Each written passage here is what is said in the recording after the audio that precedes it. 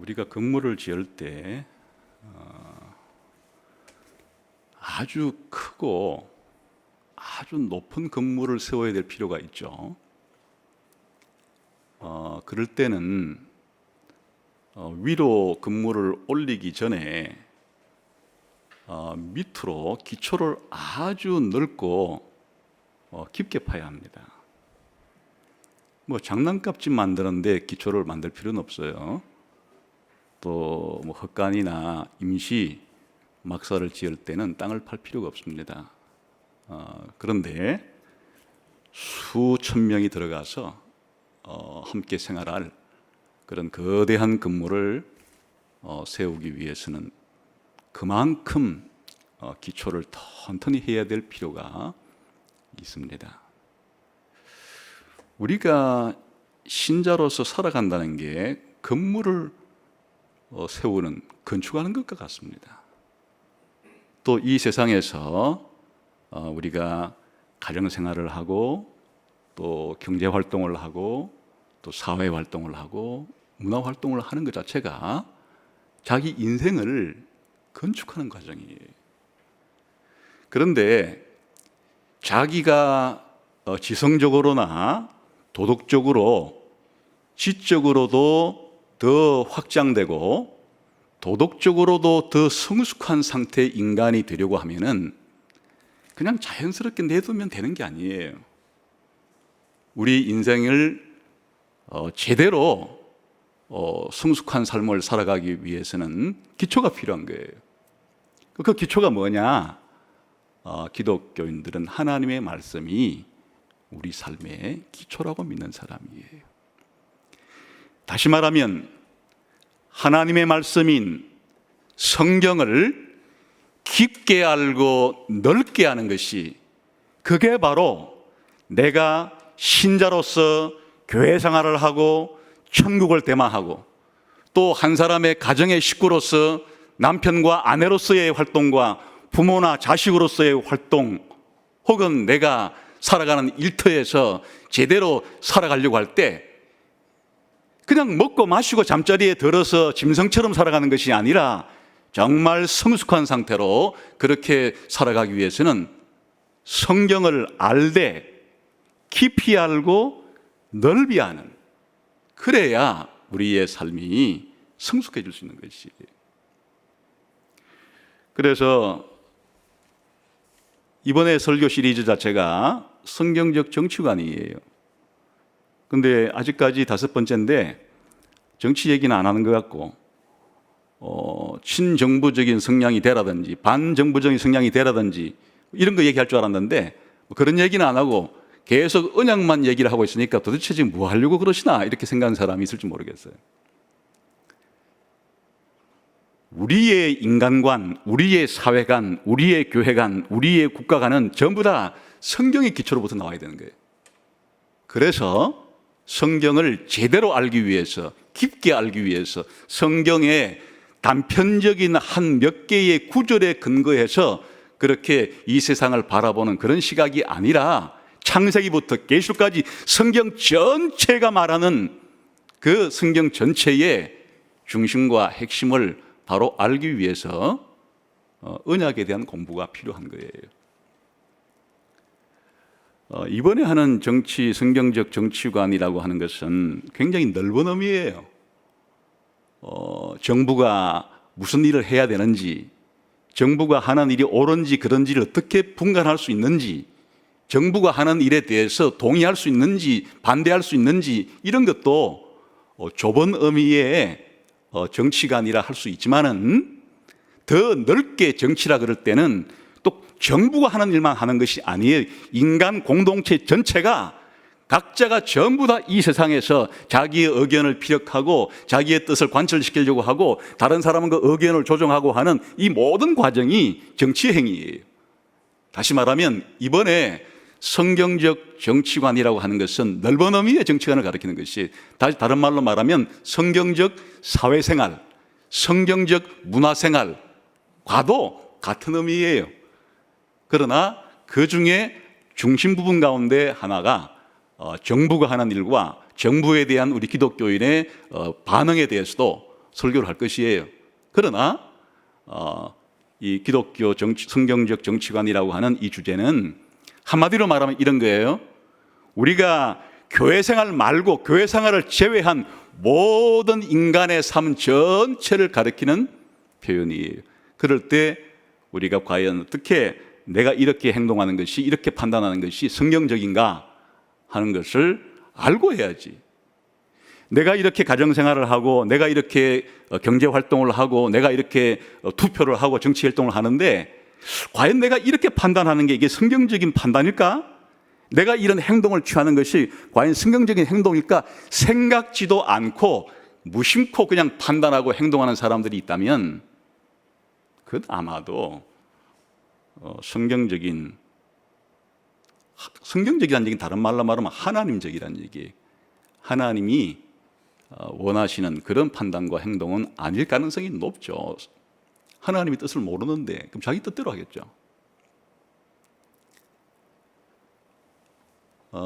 물론 내가 판단을 내리고 내가 행동하는 것은 성경에서부터 하라고 한 것을 내가 하는 겁니다.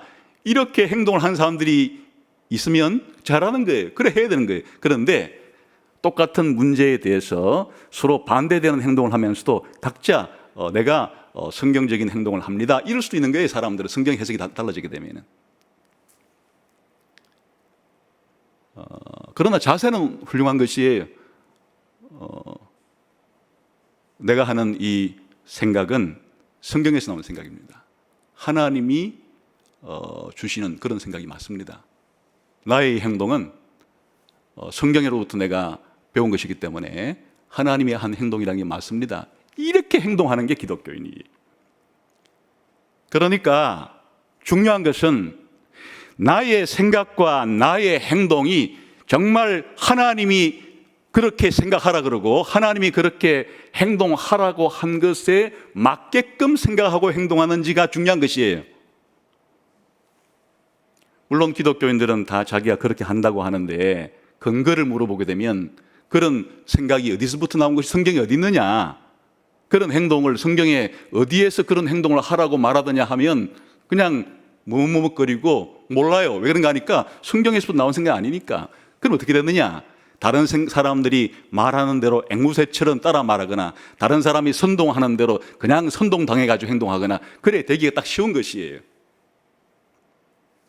그래서 이번 성경적인 정치관 설교를 통해 제가 뭘 해드리려고 하느냐, 여러분들에게 아주 깊고도 넓게 그리고 정확하게 체계적으로 성경이 교회 생활 이외에 우리가 넓게 사회생활이라고 부르는 이 생활에 대해서 어떤 자세와 태도를 가지고 어떤 목표를 가지고 어떤 전략과 어떤 전술을 가지고 살아가라고 하는 것이냐를 말해 주려는 것이에요.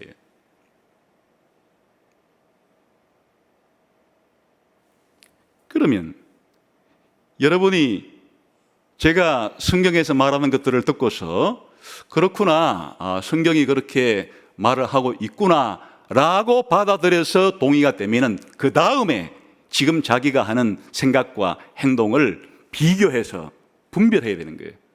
내 생각이 성경이 하라고 행동과 일치하는구나 밀고 나가야 되는 거예요. 그러나 내 생각과 내 행동이 나는 옳은 줄 알고 있었는데 내가 성경을 제대로 배우고 나니까 내 생각이 좀 틀렸구나, 당장 고쳐야 되는 거예요. 내가 분명히 성경이 말하는 바를 듣고 그 성경이 하는 말이 맞다고 하는 확신이 들었는데도, 그런데 이 문제만큼은 내 생각이 옳아 이러면 우상 숭배자가 되는 거예요. 자기 자신을 신으로 숨기는 하나님께 대한 반역자가 되는 것이에요. 기독교인의 자세는 모든 걸 다 할 수가 없어서 지금까지는 내가 이렇게 내 경험적으로 다른 사람을 통해서 배운 대로 이렇게 살아가고 있지만 성경을 읽는 순간에, 성경을 배우는 순간에, 설교를 통해서 배운 순간에 내가 바른 것을 알고 난 다음부터는 성경이 옳다고 하는 것이 이제 내가 옳다고 하겠고 성경이 그러다고 하면 나도 그러다고 해야 되겠다. 이런 자세로 살아가는 것이 중요하고 필요한 것이에요. 그래서 바로 이 성경적 정치관을 공부할 때 지금 몇 시간에 걸쳐서 성경의 언약을 공부하는 것은 이것이 가장 기본적인 기초가 되고 열쇠가 되기 때문에, 다시 말하면 하나님이 어떤 사람이 불신자였다가 신자가 될 수가 있는가? 신자가 되고 나면 구원을 받는데 그 구원이 뭔가? 그 구원이 어떤 과정을 통해서 성장하는가? 그리고 구원의 최종적인 완성으로서 천국에 들어간다고 말하는데 천국이 어떤 곳인가? 이런 것들을 가르쳐주는 언약을 아브라함 언약, 모세 언약, 다윗 언약, 새 언약이라고 부르는, 우리가 흔히 말하는 은혜 언약이라고 우리가 부르는 그것들은 전부 그런 내용과 관련된 것이에요. 그러나 우리가 가정생활을 하고 경제활동을 하고 또 자기가 공무원이 되어 공직에 나가든지 아니면 다른 사람 공무원을 뽑든지 하는 이런 일을 행할 때 이런 일들과 관련된 것은 노아 언약이라고 우리가 부르는 이 내용이 바로 그런 것들을 관장하는 법칙이 되는 것이. 그래서 이 언약에 대한 기초가 깊을수록 앞으로 뭐가 옳고 뭐가 그런지를 분간하는 기준을 가질 수가 있게 되는 거죠. 그리고 우리가 이제 지난 시간에는 지금까지 한 내용을 종합해 보면은 이제 좀 정리가 됐을 거예요. 타락 이후에, 홍수 이후에 하나님은 세상의 종말까지 하나님이 이 세상을 다스릴 법칙을 발표하신, 그게 노아 언약이에요. 하나님이 대홍수 이후에 이 세상을 다 불로써 소멸시킬 때까지 이 세상을 어떻게 통치하겠다, 어떻게 관리하겠다, 어떻게 다스리겠다 하는 하나님의 선언이 바로 노아 언약이란 말이에요. 그러니까 관계에 있다는 것이고 오늘도 관계에 있다는 뜻이에요. 그런데 이게 이제 구원의 언약과 비교해 볼 때 세 가지 면에서 크게 차이가 난다 그랬죠. 언약의 대상 자체가 다르다 그랬어요. 노아 언약은 모든 사람이에요. 여기 한 사람의 예외도 없어요. 그냥 인간으로 태어나면 전부 다 지배받는, 적용받는 그 언약을 노아 언약이라고 부르는 거예요. 그러나 은혜 언약이라는 것은 신자에게만 적용되는 거예요. 불신자에게 적용 안 되는 거예요. 신자들에게만, 기독교인들에게만 적용되는 그런 언약이 은혜 언약이라고 그러는 거예요. 그 대상이 달라요. 계약을 맺는, 언약을 맺는 대상이 이렇게 다른 거예요. 두 번째는 내용이 다르죠. 모든 사람에 대한 언약이 노아 언약이니까 구원과 관계없는 거예요. 모든 사람을 구원시킨다고 하나님 말씀하지 않았어요. 그냥 노아 언약이라는 것은 이 세상이 계속 유지되어야 되고 보존되어야 되고, 언제까지? 주님 오실 때까지는 세상이 굴러가야죠. 그러니까 주님 오실 때까지 인간 사회가 유지되고 보존되고 자연 질서가 유지되고 보존되게 해주고 있다는 거니까 비구원적인 내용이에요. 달리 말하면 일상적인 것에 대한 내용이에요. 평범한 것에 대한 내용이에요. 그러나 은혜 언약이 말하는 그 계약의 내용은 구원이에요. 하나님 백성 만들어주는 거예요. 예수님 신부 만들어주는 거예요. 하나님의 자녀 만들어주는 거예요. 천국 들어가게 해주는 거예요. 그러니까 이 은혜 언약의 그 계약 내용은 구원에 관련된 거예요. 차이가 나죠. 언약, 그 계약의 내용 자체가. 세 번째가 이 계약 기간이 달라요. 노아 언약은 한시적이에요. 이 처음 세상이 없어질 때까지예요. 그러나 이 새 언약을 비롯한 은혜 언약은 영원 무궁토록이에요. 영원 무궁토록 천국에서 사는 생활에 관련된 것이에요. 계약 기간이 다른 거예요. 이렇게 세 가지 언약의 대상, 언약의 내용, 언약의 기간이라고 하는 관점에서 볼 때 이렇게 구별되는, 서로 차이가 나는, 서로 종류가 다른 그런 언약이다 하는 것을 우리가 살펴보았고, 그럼 우리의 문화생활, 우리의 사회생활, 우리의 정치생활에 필요한 기본적인 법칙은 노아 언약이다. 그게 이제 지금까지 핵심이었다 그 말이죠. 여기까지는 잘 이해가 되었으리라 생각합니다. 오늘은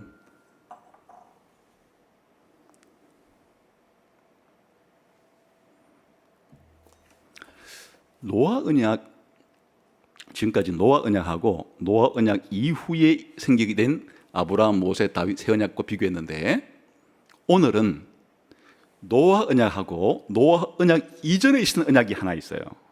그런지 우리가 창조 언약이라 부르는 거예요. 달리 말하면 하나님이 처음 창조하신 아담과 맺은 언약인데, 그건 아담과 1대1로 하나님과 아담 1대1 언약이 아니고, 그때 아담은 모든 인류를 대표하는 대표로서의 아담이에요. 그러니까 달리 말하면 하나님과 인류 전체가 타락하기 이전에 그 맺은 언약을 우리 선배들은 여러 가지 이름으로 불렀어요. 주로 많이 불렀던 이름은 행위 언약이라는 이름이고, 또 다른 이름은 창조 언약이라 부르기도 하고, 또 뭐 아담 언약이라 부르기도 하고, 뭐 노아 언약, 아니 생명 언약이라 부르기도 하고, 뭐 자연 언약이, 여러 가지 성경에서 나오는 이름은 아니니까 그래 정했던 거예요. 오늘 그냥 저는 창조 언약이라는 이름으로 하나님이 타락하기 이전에 아담과, 다시 말하면 인류 전체와 맺은 그 첫 번째 언약하고 타락한 이후에, 대홍수 이후에 맺은 이 노아 언약하고 비교를 해보는 거예요. 그래야 또 창조 언약은 창조 언약대로, 노아 언약은 노아 언약대로 그 특징이 드러나게 되는 거예요. 그래서 오늘 그렇게 창조 언약과 노아 언약의 비교를 통해서 노아 언약의 이 독특성 또 창조 언약과의 연속성도 함께 살펴보면서 우리의 성경에 대한 이해, 언약에 대한, 달리 말하면 하나님이 세상을 어떻게 통치하고 계시는가에 대한 이해를 넓혀보려고 하는 거예요. 그러면 창조 언약은 어디 나오는가? 창세기 1, 2장이 다 나오는데, 그중에 오늘 주로 볼 것은 그중에 핵심 부분인 아까 읽었던 창세기 1장 26절부터 29절까지를 중심으로 많이 볼 거고, 또 노아 언약도 8장 20절부터 9장 7절까지 많지만은 주로 하나님이 우리 인간에게 인간 사회의 보존을 위해서 이렇게 하라라고 명령한, 주로 명령을 비교해 볼 거예요. 하나님이 처음 창조 언약 때 하나님이 우리 인간에게 이렇게 해라 하고 하나님이 창조 명령을 해 주신 부분하고, 홍수 이후에 하나님이 또 인류에게 너희가 이렇게 해라 라고 하는 창조 언약에서의 명령과 노아 언약에서의 명령 두 가지를 비교해 보면 아주 핵심 부분을 빠르게 알 수 있기 때문에 그렇게 오늘 해볼 거예요. 자, 우선 이제 아까 읽었기 때문에 기본적으로 여러분들이 이제 큰 느낌은 어떤 느낌이 들었을 때가 아니까 뭔가 공통된 부분이 있는 것 같기도 하고 뭐가 다르기도 하고 그런 느낌을 가졌을 것이고, 그러니까 이 창조 언약 때의 이 명령과 노아 언약 때의 명령은 같은 점, 공통점도 있고 또 다른 점도 있어요. 같은 점은 같은 점대로 중요하고 다른 점은 다른 점 중요한 거예요. 그러면 첫 번째 같은 점은 뭔가 하는 거예요. 공통점, 창조 언약하고 노아 언약이 같아요. 같은 점이 있어요. 그게 뭔가 네 가지 정도를 생각해 볼 수 있어요. 다루는 주제가 똑같아요. 한번 읽어볼까요? 우선 아까 다시 이제 손가락을 그 양쪽에 다 이렇게 걸쳐 두시면서 자꾸 왔다 갔다 하는 게 좋을 것 같아요. 다시 1장 돌아와서 26절 읽어보겠습니다. 시작. 하나님이 이르시되 우리의 형상을 따라 우리의 모양대로 사람을 만들고, 이게 하나님의 형상이라 그러죠. 또 27절도 볼까요? 시작. 하나님이 자기 형상 곧 하나님의 형상대로 사람을 창조하시니라. 여기에 하나님의 형상이라는 주제가 나오죠. 인간은 하나님의 형상이다 라는 주제가 나오는데, 이게 이제 노아 언약 명령에서도 그대로 나와요. 한번 9장에 가볼까요?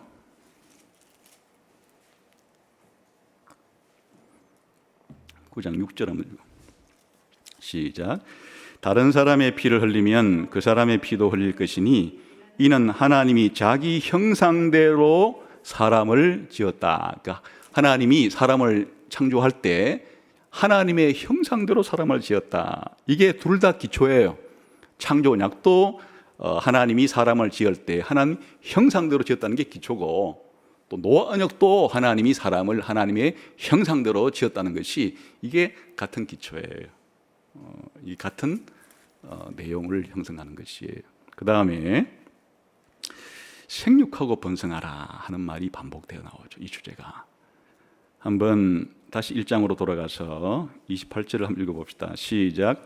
하나님이 그들에게 복을 주시며 하나님이 그들에게 이르시되 생육하고 번성하여 땅에 충만하라.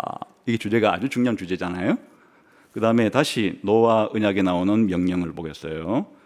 9장으로 와서 1절 한번 봅시다. 시작. 하나님이 노아와 그 아들들에게 복을 주시며 그들에게 이르시되 생육하고 번성하여 땅에 똑같잖아요. 지금 명령이 똑같아요.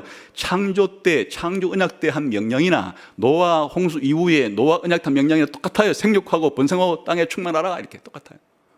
심지어 이거 한 번 더 나와요. 9장 7절에 시작. 너희는 생육하고 번성하며 땅에 가득하여 그 중에서 번성하라. 이 주제가 똑같은 것이 하나님이 인간에게 명령을 할 때 창조 명령 때도 생육하고 번성하고 땅에 충만해라 이렇게 말했고, 노아 언약 때도 생육하고 번성하고 땅에 충만해라. 똑같은 주제예요. 내용이 같다는 얘기예요. 그 다음에 사람하고 동물과의 관계가 공통적으로 등장을 해요. 우리 한번 1장 26절을 다시 가볼까요? 사람하고 동물과의 관계 어떻게 설명하는지. 시작. 하나님이 이르시되 우리의 형상을 따라 우리의 모양대로 우리가 사람 만들고, 그 다음부터 그들로 바다의 물고기와 하늘의 새와 가축과 땅과 땅에 기는 모든 것을 다스리게 하자 하시고, 또 28절에도 나와요. 시작. 하나님이 그들에게 복을 주시며 하나님이 그들에게 이르시되 생육하고 번성하여 땅에 충만하라. 땅을 정복하라. 이 다음부터 바다의 물고기와 하늘의 새와 땅에 움직이는 모든 생물을 다스리라. 그러니까 인간과 이 동물이 말이에요, 관계가 있어요. 그 사람이 동물을 다스리는 이런 사람과 동물의 관계를 아주 중요시 지금 여기고 있어요. 그 다음에 노아 언약 명령 부분에 가봅시다. 2절을 한번 보겠습니다. 시작. 땅의 모든 짐승과 공중의 모든 새와 땅에 기는 모든 것과 바다의 모든 물고기가 너희를 두려워하면 너희를 무서워하리니 이것들은 너희 손에 붙였다. 같은 지금 주제예요. 이번에는 약간 방향이 바뀌었지만은 이런 동물들이 사람을 두려워하고 무서워하고 사람에게 동물을 붙였다. 이렇게 사람과 동물과의 관계를 굉장히 중요하게 지금 그렇게 말하고 있어요. 마지막 네 번째는 음식 문제가 똑같이 나와요. 다시 1장으로 가봅시다. 1장 29절.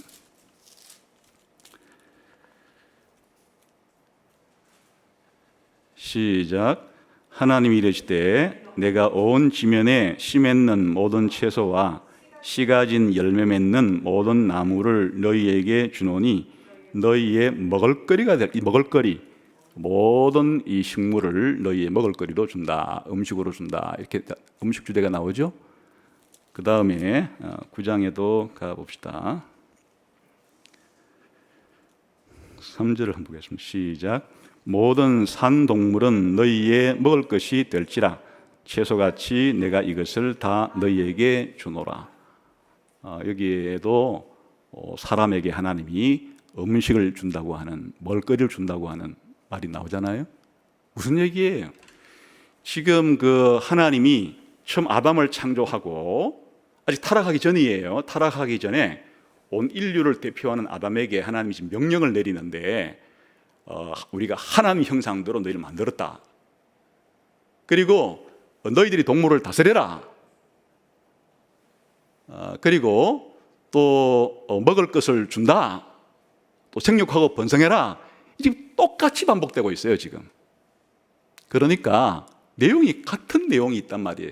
그 창조 언약이나 노아 언약이나 같은 언약일 특징이 있다는 뜻이, 그게 좀 핵심이 같단 말이에요, 지금.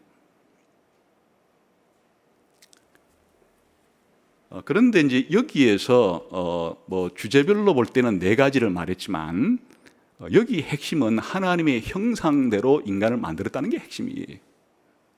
무슨 말인가 하면은 타락하기 이전의 인간도 그 인간의 본질, 인간의 본성은 하나님의 형상이에요. 그런데 인간이 타락한 이후에, 홍수 이후에 그러면 하나님의 형상이 다 없어져 버렸나? 그게 아니란 말이에요. 타락한 이후에도, 홍수 이후에도 여전히 인간의 본질, 인간의 본성은 하나님의 형상이란 말이에요. 그러니까 창조 언약을 이해하려고 해도, 노아 언약을 이해하려고 해도 하나님의 형상으로 인간이 창조되었다라고 하는, 거꾸로 말하면 인간이 하나님의 형상이라는 말이 뭔지를 알아야 우리가 하나님의 창조 위임 명령을 순종할 수 있고 또 노아의 언약에 나오는 위임 명령을 순종할 수 있는 것이에요. 그러니까 가장 중요한 핵심 사항은 하나님의 형상이라고 하는, 인간의 본질이 하나님의 형상이라고 하는 이 말이 뭘까 하는 게가 아주 핵심이에요.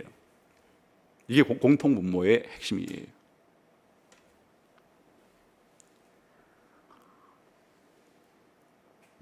아마도 성경의 여러 구절들을 지금 2000년 이상 해석해 왔고, 이제 우리 신약 시대 기독교만 하더라도 구약 시대에 모세 시대 때부터 이게 쓰여졌으니까 구약 시대 예수님 오시기 한 1500년 전부터, 다시 말하면 약 3500년 동안 이 창세기 혹은 성경을 읽을 때 도대체 인간이 하나님의 형상이라는 게 그 의미가 뭔가에 대한 해석을 하기 위해서 쏟아부은 그 먹과 종이가 가장 많을지도 몰라요. 이게 가장 중요한 문제니까. 하여튼 이 세상에서 사회생활을 하려고 하면 그 사회생활을 하는 기초가 바로 인간관이에요. 인간이 뭔지를 알아야 거기서부터 인간은 이런 걸 해야 돼, 해서는 안 돼, 인간이 이렇게 하는 것은 옳은 거야, 인간이라면 이렇게 해서는 안 되는 거야. 모든 우리가 행하는 인간의 활동의 그 기초에는 인간이 뭔가 하는 것에 대한 이해가 있어요.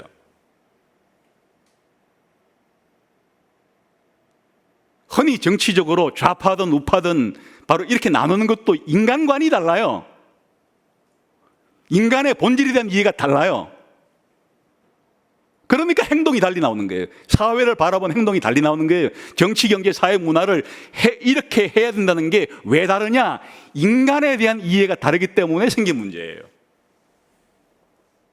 유교는 유교식의 인간관이 있고, 불교는 불교식의 인간관이 있고, 힌두교는 힌두교식의 인간관이 있고, 자유주의는 자유주의식의 인간관이 있고, 공산주의 사회주의는 공산주의 사회주의식의 인간관이 있는 거예요.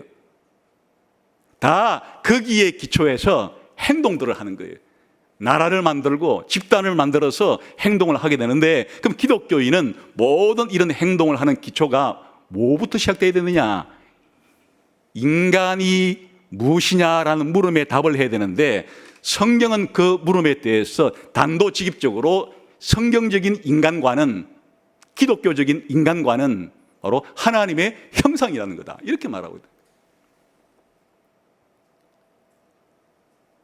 그래서 하나님의 형상이라는 말은 기독교 인간관의 핵심이에요. 기초예요.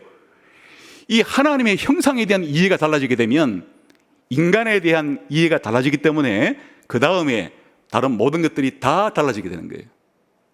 그래서 이제 가장 많은 연구를 이 하나님의 형상이 뭔가에 대한 수없는 연구가 있는 거예요.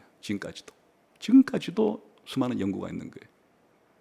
근데 이제 연구를 많이 하게 되면은 사람들이 어느 정도 이 해석은 이 정도는 맞겠다 하는 이제 해석이 생겨나게 되는 거예요.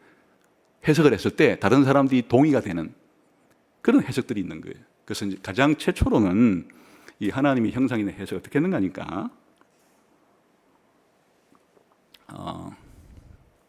인간의 속성, 다시 말하면 인간의 존재, 인간이라는 존재 자체가 인간이라는 존재 자체가 가지고 있는 그 속성을 하나님의 형상으로 본 거예요. 무슨 말인가 하니까 동물하고 다른 인간의 본질적인 특징이 뭔가를 생각한 거예요.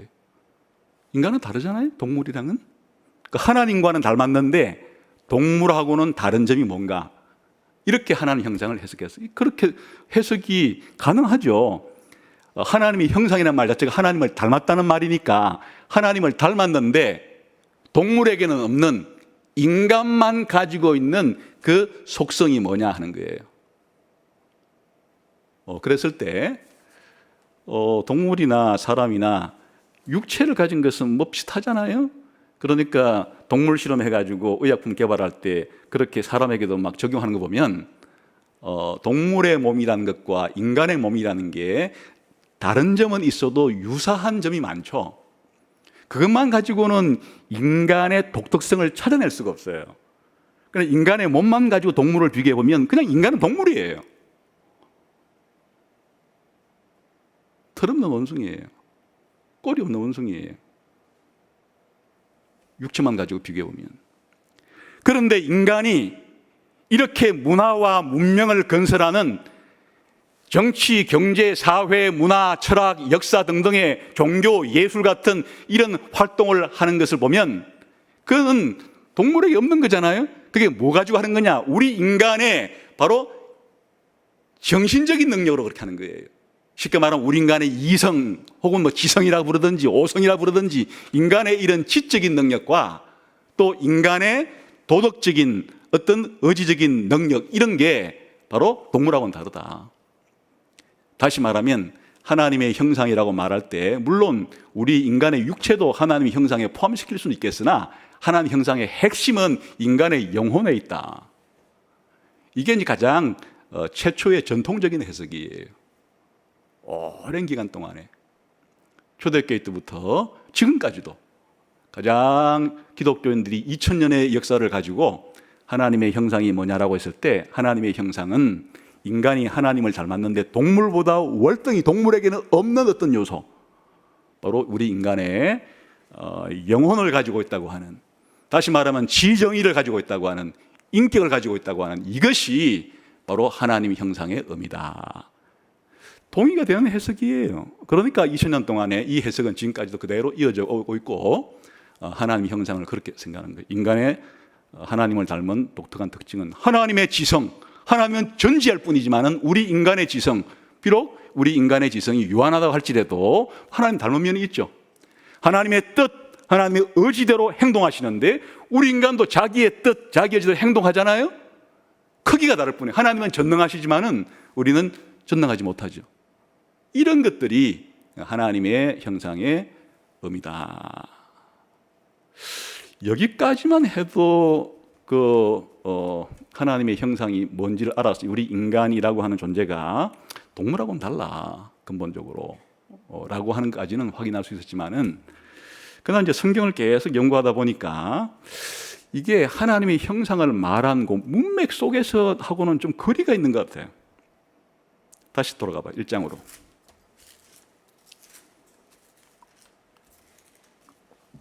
좀 더 성경 본문을 근거를 두니까 그보다 다른 해석이 더 낫다는 생각이 들기 시작하는 거예요. 26절을 한번 읽어봅시다. 1장 창세기 1장 26 시작. 하나님이 이르시되 우리의 형상을 따라 우리의 모양대로 우리가 사람 만들고, 이렇게 했어요. 그럼 이것과 본문상으로 딱 붙어있는 내용이 뭔가 하니까 하나님이 사람을 만들 때 우리 형상으로 만들자. 다시 말하면 하나님의 형상으로 만들자. 하나님의 형상으로 만들어서 뭐 하려고 하는 형상으로 만들었느냐, 그 목적이 그 다음에 바로 이어나오잖아요. 그 다음 읽어볼까요? 시작. 그들로 바다의 물고기와 하늘의 새와 가축과 온 땅과 땅에 있는 모든 것을 다스리게 하자. 여기에 하나님의 형상과 하나님의 형상인 인간이 다른 피조물들을 다스리는 연결되어 있잖아요. 그래서 성경 본문 자체가 하나님의 형상과 다스리는 게 이렇게 딱 붙어 있단 말이에요. 그 다음에 28절도 봅시다. 27절도 다시 시작. 하나님이 자기 형상 곧 하나님의 형상대로 사람을 창조하실 때 남자와 여자를 창조하시고 또 뭐 하시는가? 28절의 맨 끝에만 바다의 물고기와 하늘의 새와 땅에 움직이는 모든 생물을 다스리라. 그러니까 지금 하나님의 형상으로 만들었다는 말이 창세기 1장 26, 27, 28절에 나오는 말인데 그냥 여기에 그냥 다른 생각하지 않고 이 하나님의 형상이라는 이 말이 나오는 이 본문을 깊이 들여다봤을 때 여기 딱 한 가지만 나오는 거예요. 뭐 하는 거예요, 인간이? 하나님을 대리해서 다른 피조물을 통치하고 다스리는 것. 이건 인간의 행동이에요. 아까 우리 인간에게 지성이 있다, 우리 인간에게 의지가 있다, 이거는 우리 인간이 존재적으로 가지고 있는 어떤 속성과 능력인데 비해서 동물을 다스리는 것, 물고기를 다스리는 것, 이거는 인간의 행동을 가리키는 거예요. 그러니까 하나님의 형상이라는 말이 인간이 그냥 존재적으로 인간이 뭔가를 가지고 있는 게 아니고 인간이 뭔가 행동하고 인간이 뭔가 활동하는 인간의 이런 사명과 관계가 되어 있다. 본문이 그렇잖아요. 그래서 이 하나님의 형상이라고 하는 개념을 이 통치권, 이 다스리는 것과 연결해서 해석할 때 하나님의 형상은 바로 인간의 윤리적인 행동을 가리키는 것이다. 윤리적인 행동이라는 건 뭐예요? 하나님을 대행해서 통치하는 걸 가리키는 거예요. 다시 말하면 하나님의 형상이란 인간의 사명을 가리키는 거예요. 인간의 사명이 뭔가 하니까 바로 하나님을 대리해서 이 피조물을 통치하는 게, 그게 바로 하나님의 형상이란 말이다. 쉬운 말로 말하면 하나님이 인간을 부왕으로 임명했단 말이에요. 또 요즘 말로 말하면 부통령으로 임명했단 말이에요. 하나님이 다스리시는데 하나님이 하나님을 대리해서 인간에게 통치권을 위임해 줘가지고 내가 다스리지만은 네가 나 대신 다스리라 하는 게 하나님의 형상이다. 그래서 이제 하나님의 형상이라고 하는 이 해석이 바로 인간의 윤리적인 행동과 연관이 있고, 그 행동은 다른 것이 아니고 하나님을 대리해서 통치하는 이 왕권, 이 통치권을 바로 하나님의 형상이라고 부른다. 이렇게 해석을 하기 시작했어요. 지금은 거의 다. 지금은 거의 성경을 연구하는 학자들이 나는 그렇게 인정 못해. 나는 그냥 우리 인간이 동물보다 더 뛰어난 우리의 지성과 의지를 영혼이 있다는 이것만 하나님의 형상으로 생각할래. 우리 인간이 하나님의 명령을 수행하는 이런 왕권과 통치권은 나는 하나님의 형상이라고 생각을 안 할래. 이런 사람이 있을 수는 있어요. 근데 거의 없어요. 거의 없어요. 지금은 거의 대다수의 성경을 연구하는 이제 학자들이나 그런 연구의 결과들을 들어보니까 그게 타당한 해석이거든. 지금은 하나님의 이 형상이라는 말 속에 하나님의 통치권을 위임받은 것, 인간의 이런 윤리적인 행동을 가리킨다, 이렇게 생각을 하죠. 그러면 첫 번째 생각이 틀렸냐? 틀리지가 않죠.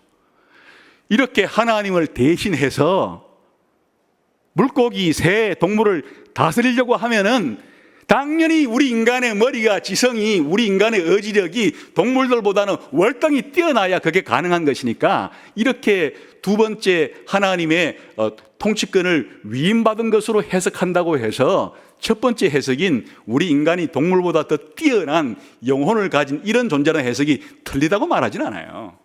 두 가지를 다 그렇게 하나님의 형상 개념이 이제 있다고 보는 거죠. 존재와 행동은 분리할 수 없는 거예요. 존재 따르고 행동 따르고 아니라 존재는 그 존재가 필연적으로 그 존재이기 때문에 하는 행동이 나올 수밖에 없고, 또 거꾸로 말하면 행동을 보면 그 존재가 어떤지를 아는 거고.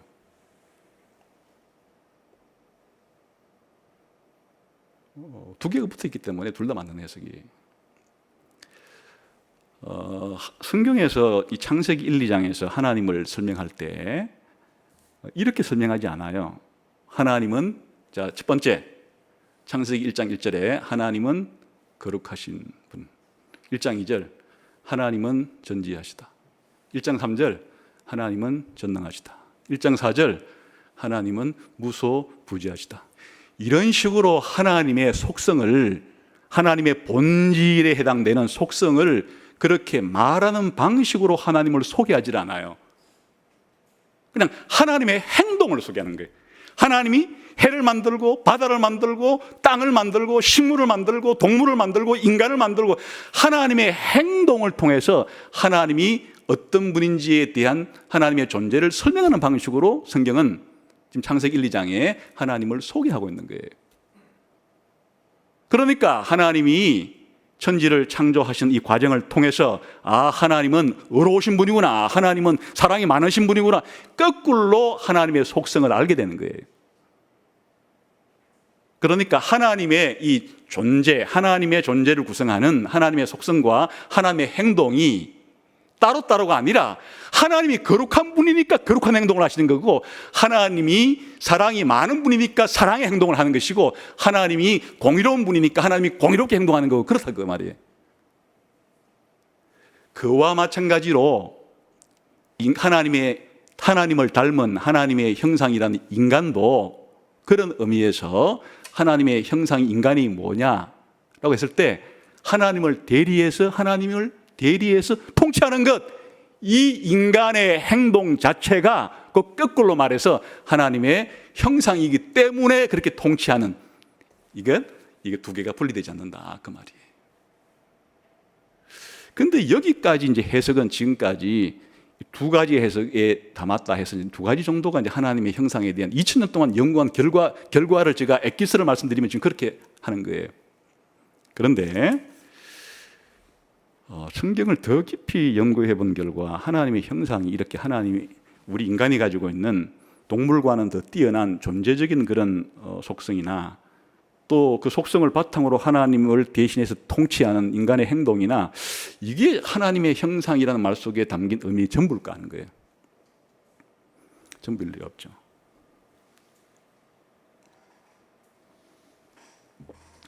왜 전부일 리가 없는가 하면 인간이라는 존재 자체가 지금 창조 때 만든 그 상태로 영원 무궁토록 고정불변이면 이 두 가지가 하나님 형상 전부예요. 근데 인간이 고정불변된 존재가 아니라 앞으로 하나님이 명령하신 것을 잘 순종했을 때 하나님이 인간에게 영생을 주시는, 인간이 하나님께로부터 영생을 받는 것은 이게 하나님이 인간을 하나님 형상으로 만들 때 최종 목표예요.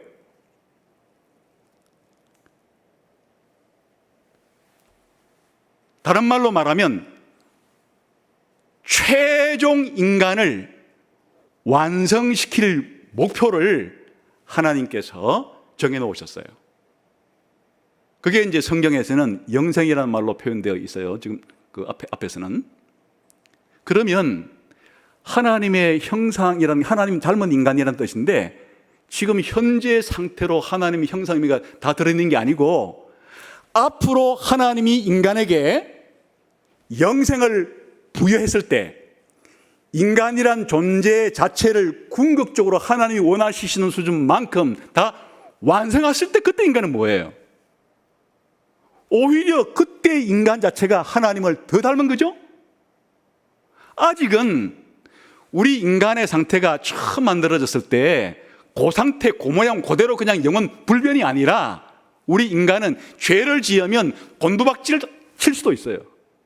원래 하나님이 부여한 것을 많이 상실해버리는, 아주 하나님의 형상 중에 많은 부분들을 잃어버리는 곤두박질 칠 수도 있고, 하나님이 우리 인간을 종말에 완성시켰을 때 그때는 현재 있는 이 수준보다 더 월등하게 가지고 있는 인간의 그런 면모가 있을 거 아니에요? 그것도 하나님의 형상이라고 말해야 하나님의 형상의 전부를 이해하는 게 되죠.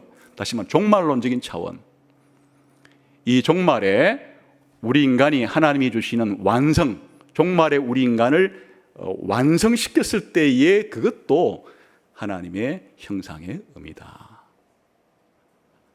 그래서 이제 이렇게 해석하는 사람은 지금은 아직은 이 깊은 뜻을 잘 모르니까 아까 말한 첫 번째 의미와 두 번째 의미 정도로 하나님의 형상 개념을 전부 다로 생각하는 사람들이 대다수이지만은, 그러나 제가 지금 성경을 해석하는 방식은 일단에 우리 기독교 선배들과 동료들과 더불어서 하나님의 형상 개념에는 종말론적인 이 개념이 들어가야 된다. 완성되었을 때의 그 인간의 모습도 하나님의 형상이라는 개념 속에 들어가야 된다 라고 생각을 하는 거예요. 자, 이것이 우리 인간의 본질이에요. 인간의 본질이 뭐냐? 이 세상의 피조물 가운데 물질보다도 월등히 뛰어나고, 식물보다도 월등히 뛰어나고, 동물보다도 월등히 뛰어난 하나님을 닮은 우리 인간의 지성, 감정, 의지와 같은 우리의 이런 인격적인 속성을 가지고 있다는 게, 이게 인간의 하나님 형상으로서 하나님을 닮은 모습에 정말 빛나는 영광이에요. 인간이 그런 존재란 말이에요. 존재론 자체로 동물보다 더 월등하게 뛰어난 그런 요소를 인간은 가지고 있다는 거예요. 그게 성경이 하는 말이에요. 그냥 털 빠진 정도가 아니에요. 꼬리 떨어진 정도가 아니에요. 그냥 원숭이는 천년 만년 영원히 따라와도 따라오지 못할 인간의 이 엄청난 그 인간의 영혼 속에 이 영혼을 담고 무한을 상상할 수 있는 우리 인간의 이런 영혼이 가지고 있는 우리 인간의 거대한 마음이라고 불러도 좋고, 정신이라고 불러도 좋고, 영혼이라고 불러도 좋은 이 거대한 인간이 가지고 있는 이거, 하나님보다는 못하지만은 이게 기독교가 보는, 성경이 보는 인간의 아주 영광스러운 존엄성과 탁월성의 첫 번째 요소예요. 두 번째 요소는 그러한 요소를 가지고 하나님을 대행해서, 하나님을 대리해서 나머지 피조물을 다스리는 왕적인 신분과 왕적인 통치를 행할 수 있는 영광스러운 그러한 명령을 부여받았다는 것. 이게 얼마나 인간을 영광스럽게 하는 거예요. 예를 들어서 군대 갔을 때 작대기 하나만 해도 국방의 의무를 지고 나라를 지키고 가족과 국민들을 지키는 직책이니까 1등병으로 부름받은 것도 민간인에 비하면 영광스러운 거 아니에요?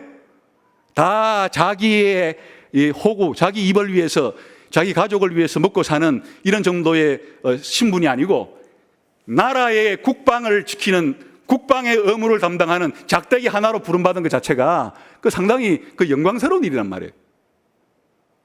그런데 대장으로, 참모 총장으로 그렇게 임명받았다는 것은 나머지 모든 군인들을 그렇게 다스리고 통치한 자리니까 더 영광스러운 자리 아니에요? 그처럼 이 피조물들 가운데 온갖 피조물들이 있는데 인간은 하나님 1인 지하, 하나님 다음으로 만인지상 나머지 모든 피조물들의 중간에 있어서 하나님을 대행해서 나머지 모든 피조물들을 다스릴 수 있는 그와 같은 통치자로, 부왕으로 부름받았다는 것이 얼마나 영광스러운 인간의 직책과 신분이에요.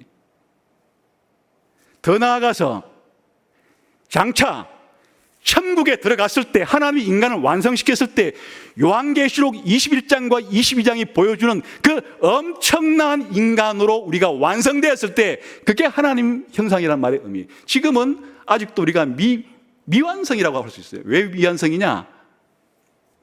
씨앗이 있을 때 씨앗이 조금 자라가지고 그 한 10cm 정도 묘목이 되고 1m 자라고, 나머지 완성 다 자랐을 때 다 나무예요. 쉽게 말하면 소나무를 예를 들면, 소나무 씨가 떨어져서 처음에 조그만 1cm가 자라고 10cm 자라고 1m 자라고 다 완전히 자랐을 때 다 소나무죠. 씨도 소나무고 1m짜리도 소나무고 10cm도 소나무고 다 자란 것도 소나무인데, 최종 다 자란 거에 비하면은 아직 씨앗의 상태는 1cm 정도의 묘목은 아직은 소나무로서의 완전 성숙에 비하면 아주 미성숙이란, 그런 의미에서 아직 우리는 현재 저와 여러분이 보는 이 모습이 우리 인간이 하나님으로 가진 형상의 전부가 아니란 말이에요. 부활하신 예수님의 그 모습이 하나님의 형상 속에 담겨 있는 마지막 영광스러운 모습이에요. 우리 인간들이 부활하신 예수님처럼 그렇게 되었을 때, 그때 가야 하나님의 형상이 인간이라는 그 온전한 의미가 완전 성숙한 상태로 모습을 드러낸다, 그 말이에요. 인간은 보통 존재가 아니에요. 그냥 인간은 자연의 일부라는 둥, 인간은 동물의 일부라는 둥, 다 맞는 면이 있어. 인간의 육체는 자연의 일부고 또 인간의 생명의 많은 활동들은 동물하고 비슷하나 인간은 그런 존재가 아니라 그 말이에요. 근본적으로 하나님을 닮아 있는 하나님의 형상이라 부르는 이 엄청난 존재로서 그것이 인간의 형상이 가지는 엄청난 의미다.